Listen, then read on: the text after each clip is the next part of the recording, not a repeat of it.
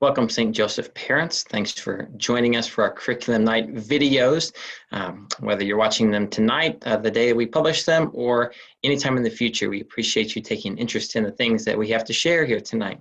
So a few years ago at our Curriculum Night, I gave a presentation about some school financial things, and I more or less promised at that time that I wanted to not use Curriculum Night for future years to talk about finances. I thought we had things more focused on curriculum, and I wanted to keep our focus there. However, at that time, I couldn't have predicted that we would have quite the unusual circumstance that we have now, where we have a pandemic that's turned all global financial things all over the board and has created such an unusual situation in so many ways for us and for all of our families. So I do want to give an overview of our finances here for everyone as we start this year.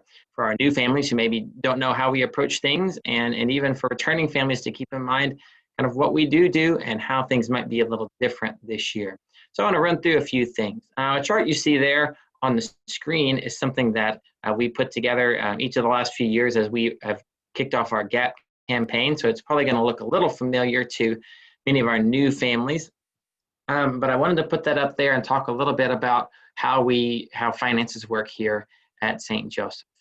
And so our annual budget at the school is around $2.2 million. And this is a bit of a breakdown of where the income comes from to cover those expenses. This is what a normal year looks like when we're not dealing with a pandemic. And these vary from 1 to 2% from year to year, but this is a pretty good idea of what a general year looks like. This is, again, I point out that it's a standard year because this year is a little harder to predict than other years. And so I want to walk through a little bit of what you see here and give a little more detail. The big chunk of that pie is, of course, tuition. Tuition is, the source of that is obviously very obvious, but a couple of things as we understand what it is that we look at. Our tuition income at St. Joseph is roughly equal to payroll each year.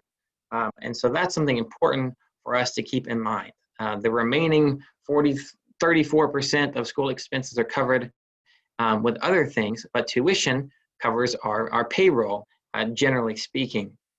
And so that's something that is important for us to be aware of as we talk about finances throughout the school. People will often ask, what do our fundraisers go for? And the answer, as you see here, is pretty much everything except the teachers. So I want you to just think for a minute to kind of help picture that. I want you to close your eyes for me and picture your child's classroom, or imagine yourself being in your child's classroom. And then the teacher walked out the door. Everything you still see needs to be covered by fundraisers. Everything you still see in that room with the teacher gone has to be covered by sources besides tuition, whether that is textbooks or Chromebooks or Promethean boards or light bulbs or electricity or floor wax or whatever it is that needs to happen to make the classroom run. Those things come from sources other than tuition. So how do we pay for those things? Well, I'm glad you asked. So that's what we're going to look at here. We have various other sources of income, and these are the big things. Okay, so you can see these chunks here. I've got 11% marked off as self-funded projects. That's things like the library, like the cafeteria, like athletics that generate their own income to cover their own expenses. 9% roughly comes from the parish through a monthly parish subsidy. St. Joseph Parish knows that the school is a valuable mission of the parish, and so contributes in that way. There's also a once a month collection at Mass, at a Sunday Mass, that does go to the school. 5% comes from PTO. The majority of that 5% comes from our Panther Gala that we have each year. Those of you who've been around for a while remember that being called Fiesta. And that's a big dinner auction fundraiser that we have each year. And that's a big source of PTO income. There's also some income that comes from things like spirit nights, spirit wear, fleece sales, box tops, and those kinds of things. And then roughly 2% of our budget each year is covered by our Men's Night fundraiser, which is also a dinner and auction that we have each year.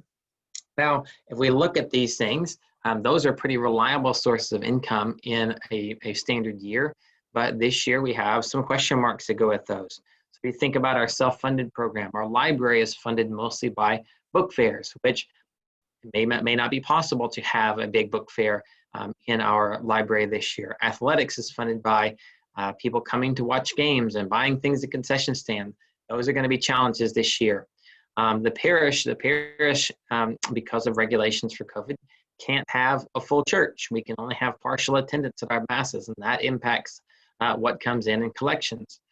PTO fundraiser, of course, the big one being the Panther Gala. We tentatively have that scheduled for April this year, and I certainly hope we'll be able to make that happen. We're definitely working on plans, but of course those things can all be up in the air depending on what April looks like.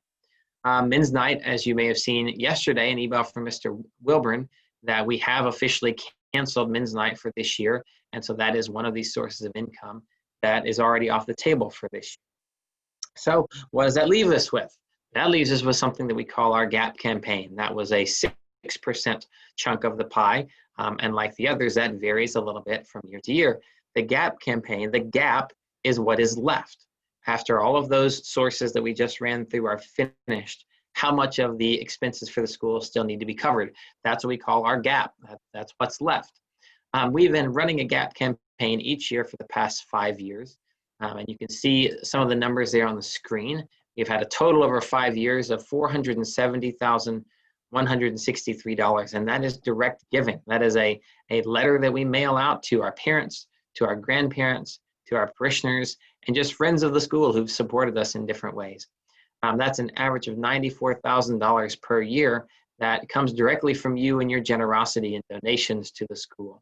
And as we saw by looking at those other things, this is our one major source of income that isn't facing major logistical challenges because of the virus. And so when we kick that off here in November, I certainly ask and encourage you to be generous with that, to help us to prepare for this year and to cover the funds that we need for the year.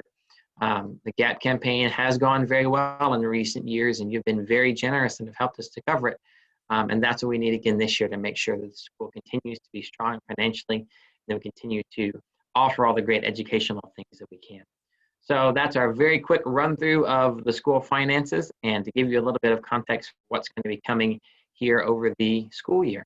Thank you for your support in all of these fundraisers and all the things you do to make our school run well. Thanks.